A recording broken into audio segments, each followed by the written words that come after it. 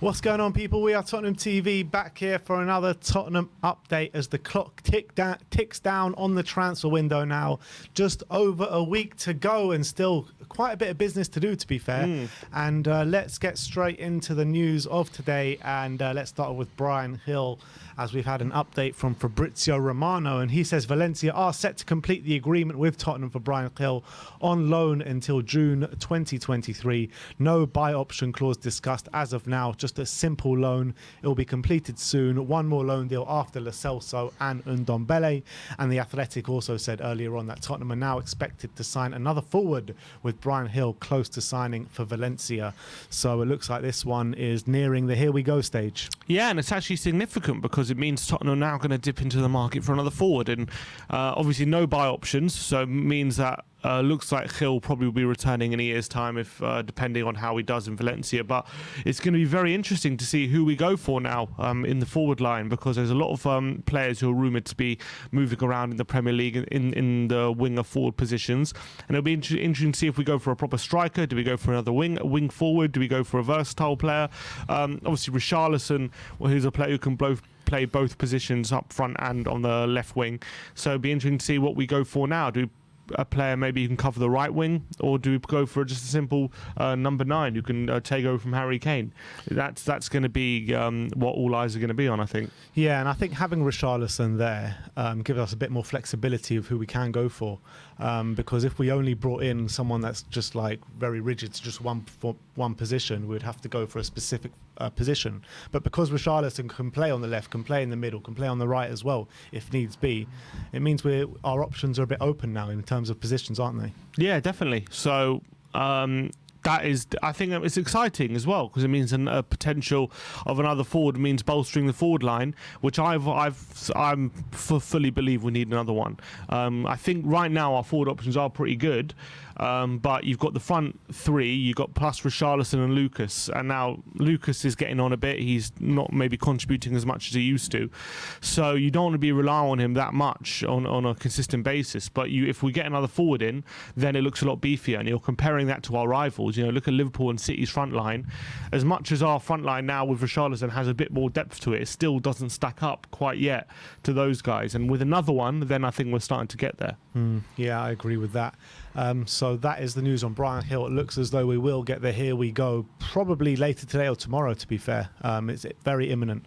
But let's move on and talk about some more outgoings now, and that old Japhet Tanganga story creeping up once again, as Fabrizio Romano said that Spurs are still asking for a mandatory buy clause to let Japhet Tanganga leave this summer, and Damasio says that AC Milan have restarted talks with Tottenham for Tanganga. AC Milan are currently offering a loan with an option to buy for Tanganga, whilst Tottenham would like a loan with an obligation to buy. We are hearing as well that this could be due. Spurs might be insisting with an obligation to buy because of recurring knee injuries to Japhet. Yeah, and that's something that's always plagued his time at Tottenham, hasn't it? Let's be honest. He's always seems to have an issue injury-wise. He never seems to be able to stay fit for a long period of time. But surely you would have to think if Tottenham are looking to sell him, that's something that's going to pop up in a medical. I know they do medicals for loans as well, but if you're loaning someone, they're probably more willing to look past those kind of things. They think they can keep him fit for the year. But if it's a long-term thing, like an obligation to buy, surely that's something that will appear in a medical, and that could maybe hinder a sale, or maybe that's something that's in the way at the moment. Maybe we don't really know. Again, though, if he does leave, we should be looking at another centre-back. I think that's what Conte said himself, that if we let one go, one has to come in. So for me, again, it could if we can find a deal, it would be very exciting for the last week of the window, looking for 2 more players, and hopefully we can get them through the door. Yeah, absolutely. Which is interesting. I mean, these AC Milan and Tanganga talks or rumours have not gone away literally the whole summer. Do you think this will get over the line? It's hard to say. Why hasn't it happened already? That's the thing. So I don't know, unless we're going to be open to doing an option to buy, and maybe that's that's something, because I think we just want to lock it in, don't we? And I think that's probably what's holding it up. But clearly it hasn't changed. We heard that like a month ago, that Spurs want obligation and Milan wanted an option, and then we're hearing from DiMarzio it's the same thing. So nothing's changed. Yeah, I mean, something's going to give at some point, and I'm sure that was our stance for Lo Celso. It was our stance for Ndombele as well, when we gave in because, you know, they weren't having it. So this will probably end up with just an option to buy. Yeah, you'd have to think so. So that is Tanganga. If it happens at all. Yeah, if it happens at all. That's Tanganga. AC Milan talks have restarted. Let's talk about the last potential outgoing, and that is Sergio Reguilon.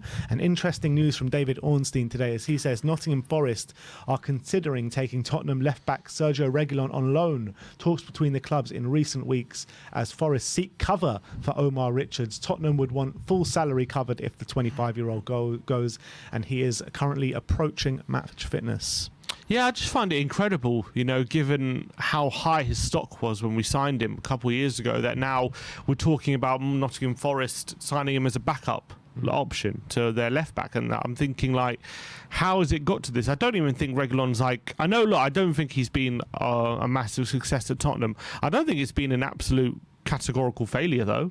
I don't think he's been that bad that he now has to look at options like Forest as a backup. I mean, I find it quite incredible. I would have thought there should be a few clubs looking at him to be their left back for the new season. I thought he wouldn't have no end of suitors, but where maybe it's a case of either Tottenham asking too much, or maybe people really believe he has been that bad at Tottenham, which does surprise me because I don't think he's been that bad. Yeah, I mean, he hasn't been great, but he hasn't been that bad. I completely agree. And the fact of the matter is, Conte doesn't want him anywhere near the squad. Sevilla were interested before, and obviously he's tried and tested there, and he had a very good spell there, didn't he? Mm-hmm. Really good spell, winning Europa League and being a central figure to that. I am shocked that we're talking about him going to Forest as a backup player, but I do kind of think that if he does go to Forest, he will become first choice there. I mean, yeah, depends on depends on this other Omar Richards, how good he is, but it doesn't say. It says with an option to buy or just a straight loan. Doesn't say, does it? Doesn't say. So, I mean, Forest are just they're buying everyone. Yet when it comes to Reguilon, they just want to do a loan. Just buy him. Come on. But I would be surprised if no one else comes in from. Surely there's going to be another option around Europe. Why somewhere. haven't they come now? Like we're must be close to the end of the window asking 30 now. million, I would say, and maybe it's very difficult at the moment for clubs outside the Premier League to be stumping out cash. Except for like Barca and Real Madrid, I'm not seeing many clubs outside the Prem splashing money on players. And I think all the money's being funneled into the Premier League at the moment. It seems like you look at the Forest, how much they're spending. Like that's like the equivalent of like Rayo Vallecano spending that in La Liga. That's just not going to happen. Yeah. So like. That's maybe why we're finding it difficult. Unless a big club are coming in for him, no one's really spending that kind of money. That's why you're seeing so many loans with options to buy and stuff like that. And so maybe that's what's stopping Reg, because at the moment none of the top clubs are coming in for Reguilon. And then if you take the top clubs away, who's spending 20 to 25 million on him? No one. It's a sad state of affairs for Sergio Reguilon. Unless it's in the Premier League, yeah. Yeah, it's a really sad state of affairs from Sergio Reguilon because, like you say, when he came, he was one of the most sought-after left-backs in Europe. Mm-hmm. Literally in Europe. I don't know. I don't even think he's been bad for us. Like, I don't think he's been, like, incredible, but I wouldn't say he's been a massive flop. Like, when you look at it, like, Lo Celso and Ndombele are way bigger flops than them, than him. Exactly. So they got moves to Villarreal, Napoli. So, I don't know. It's strange. We're talking the last week of the window, and it's been clear for the whole window that Reguilon has been surplus to requirements, and yet he can't find a club. I just find it bizarre, but maybe the other clubs are seeing something I'm not seeing in terms of his maybe quality. There's something going on in the back end that we don't know about as well, but it's very interesting. And I never thought like he would have been one that Conte swept aside from the squad and stuff like that as well. No, neither did I. So there must be something in it. Must be something going on behind the scenes that we don't know about. Yeah, I mean, maybe he just doesn't like. Maybe it's an attitude problem. I don't know. I mean, speculation at this point.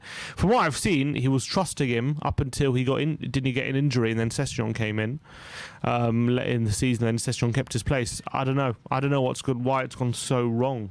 I understand why we want rid of him, but I don't understand why he's having so much trouble finding a new club. Maybe there is a little bit of an attitude problem, because when you cast your mind back to Jose Mourinho, I'm not saying this has anything to do with it. I'm just purely just looking at a few things. Like, he was the one that broke those COVID laws, didn't he? And against Jose Mourinho, and he had that party with Lo Celso and stuff like that. Maybe there is a few attitude problems Mourinho there. broke COVID laws himself, you know what I mean? Yeah, I know, but he didn't have a party at home. No, he didn't have a party. I don't know. He had a Christmas party, didn't he? Lo Celso, With Lo Celso yeah, and- exactly. I mean, And Lamella. I mean, that's... Yeah, but I wouldn't... That's not to do with attitude when it comes to being on a football pitch, I don't think. No, but you know, when you don't follow the rules and fall in line with the football club, that might suggest that there could be some other attitude problems elsewhere. You don't know. I think that's a bit of a stretch, but anyway. You never know. You never know. But anyway, that is Reguilon. Let's talk about Anthony Gordon. And Ali Gold says Spurs are continuing to monitor the situation with Everton's Anthony Gordon, although Chelsea currently look like leading the race for the 21-year-old. We spoke about Gordon earlier on in the window. You weren't really convinced. Is there anything you've seen at the start of the season that convinces you? I think he's had a good start to the season, but I think it's more of the same. I do think this guy is a good talent. I do think could be a good Premier League player. I just don't see a £50 million outlay, maybe even more, considering it could be a bidding war with Chelsea. I don't see that being justified for what we're getting right now. In my opinion. And look, everyone keeps calling him a special talent. I still think when it comes to his output, I still think there's a lot to be desired. I think right now he's an extremely powerful runner. He's a good dribbler and he's a very hard worker, and those are qualities which are admirable. I just don't, when it comes to real star quality, like technique in the final third, composure, things like that. Right now, I'm not seeing it. He is only 21, so maybe if you can coach it into him, he can become a top player. But right now, I see other players, for me, who are a bit more star quality about him. But if we were to sign him 50 million, I do think he really adds good depth to our squad, potentially. So, and I think potentially he could fill in at wing back if we need be, and then obviously he could probably fill in either right or left wing. So, I'm not saying like he's terrible. I don't think that. I don't know. I think 50 million probably could be spent better in that position for me than Gordon. Yeah, I mean, I agree. I think 50 million can be spent better in other places, but I like Gordon. I think he's a good player, and I think that with better players around him, I really think he can go up a couple of levels. He's like Everton's main man at the moment, which is crazy to think about. Yeah, but I think that says way more about Everton than it does about him. No. Of course it does. Of course it does. But when you're looking at Gordon, I mean, I like him. Every time I see him play, I think he's got good attitude. He's got good ability. He just needs to brush up on his ability in the final third, which I think he can do. Yeah, maybe he can. I'm just not seeing that. There are other players at that age who have a lot better technique and stuff, like in front of goal, than I see with Gordon. I don't see very good shooting ability right now, but maybe that's something he can improve on. But if you're spending 50 million, surely for me, I think you should be seeing something a bit more. But I wouldn't be I'm not saying I would be against it. I think I'd rather go for someone else. Yeah, I mean, people are still forgetting that we still need to think about this foreign and homegrown quota as well, where I think the situation is we need to sell 2 more foreign players to let us allowed in 1 more. Is that right? I have to look at the same squad. Anyway, now Lo Celso and Ndombele have gone. Yeah. So I think originally we needed to sell 4, and we've sold 2 now. So now we need to sell 2 more to get 1 in. I think that's the case. Anyway, correct me in the comments. Well, Reguilon, if you can leave Reguilon out, and Gil's got as well now. Yeah. Maybe that's 2. I don't know. But we've had a few ITKs in the last couple of days talking about attackers coming in, and they're mainly English. Yeah. Which kind of says to me we're bound by this kind of foreign and English quota. Maybe we are specifically looking for English players to come in. I think there are better English players. There was talk about Harvey Barnes as well from Leicester, although they could be about to be selling Fofana or Tielemans or even Maddison. But I much prefer Harvey Barnes to Gordon. For me, I think Barnes is much better in the final third, and he's much more likely to be getting goals for us than Anthony Gordon. And there's even talk potentially of Wilfried Zaha as well, which I'd be massively in favour of. How old is he now? He's 29 now. But I think he's got star ability. I really do. He started the season unbelievably well. Yeah, I think he had a good season. He got 12, 13 Premier League goals last season. Yeah. I think he's now with only 1 year left on his deal. Maybe Palace with Olise and Eze now at the club. and maybe they're going to be more willing to. We could get Olise, but no, I mean, I would love Olise, but I don't think they'll sell him after 1 year. I think just slap down a 50 million bid for him. Surely they accept that. Maybe, I don't know. They signed him for 8 million last year. He's English, right? Yeah, he's English, yeah. But Zaha, with 1 year left on his deal, you could maybe get a good deal for him. And I think he covers all three positions. And I think he is such a talented player, man. I think if he was someone else in Palace, he would have a much more decorated career. How many years do you reckon you get out of him if you sign him now at 29? 3-4 years. All right, well, let us know in the comment section below, who would you like to bring in? And is Zaha considered homegrown? He plays for Ivory Coast, doesn't he? Yeah, but I think he should be because he grew up at Palace. Yeah, I think you're right. Next up is Ruslan Malinowski. Alfredo Padula saying Malinowski is intriguing idea for Paratici and Conte, and Tottenham is where he could end up. The midfielder's move to Marseille has broken down, which is an interesting one. Everything that we've spoken about, English homegrown quotas and stuff like that, I actually got a feeling this one's going to get done. Well, if we're bound by the quota, then I don't know. Yeah. But this one, it makes a lot of sense. He scored actually on the weekend against Milan. Nice goal. But it was interesting because the Atalanta manager was saying some weird stuff about him. He was saying even though he started and scored, he was saying that we need to find a replacement for him because I want a attacking midfielder who can score more than 6 goals. And maybe it's right we start looking at other people and let him go. And I thought that was really strange for him to say that. I don't know, maybe it was a fake quote, but that's what I saw from him. And I thought that was really strange for a manager to say that so publicly about a player in your squad, and then also to start him on the weekend after saying that was really odd. But look, I think he's got good quality, Malinowski, and I think in terms of that attacking midfielder role, he can play that role. He can play off the left, off the right as well, cutting inside on his left foot. He's a real hard worker. He gets really good defensive stat numbers as well.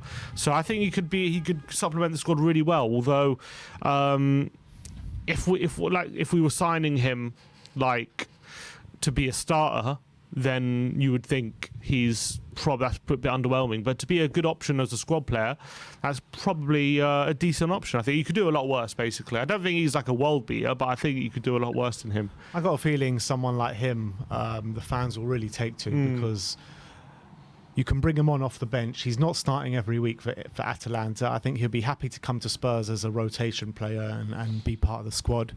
And I think when you're going into games and you're struggling for a goal, he's got that X factor that can come on and just ping one in from 30 yards, you know what I mean? With half an hour, 20 minutes to go. So I think he could be a big fan favourite if he comes here. I really believe that. So let's see how it works out, especially with the foreign and the homegrown quota and stuff like that. And we'll see how that pans out. But last but not least, we're going to talk about Trevor Chalabah now of Chelsea. And Dan Kilpatrick said that Tottenham have joined the race to sign Chelsea defender Trevor Chalabah. Obviously, Abramovich has gone now, so maybe they will start dealing with Tottenham again. I mean, I wouldn't put your money on it. Neither would I. So, look, I like Trevor Chalabah. I think he's actually done really well since breaking into the Chelsea squad. But given the fact he's a Chelsea boy, homegrown from on their books, and also the fact that he, I think, wants to leave probably to get more minutes. Is he going to find those minutes at Tottenham? I'm not 100% convinced by that. I do think he's probably better than Jaffet Tanganga right now. And I do think as well, because I think he started off as a midfielder and now he's moved to a back three. I do think he's quite good on the ball as well. So could definitely fit into Conte's system. I just have serious doubts whether there's any deal to be done between us and Chelsea, and whether if there is a deal to be done, if there isn't one, and he has to push for a move, would he really push for a move to come to Tottenham, where maybe he would want to go somewhere where he's guaranteed minutes, where at Tottenham he will probably get minutes, but I don't think it's going to be as much as he would have liked. Is it going to be a lot more than he's going to get at Chelsea? Probably not. So it doesn't make any sense to me, this deal.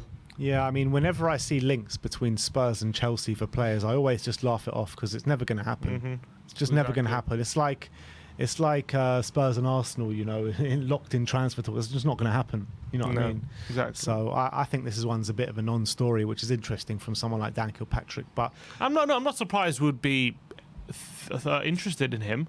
I don't even think there would be. I mean, him as a player, fine, Yeah, that's what I'm but saying. him again coming from Chelsea, I just don't see it.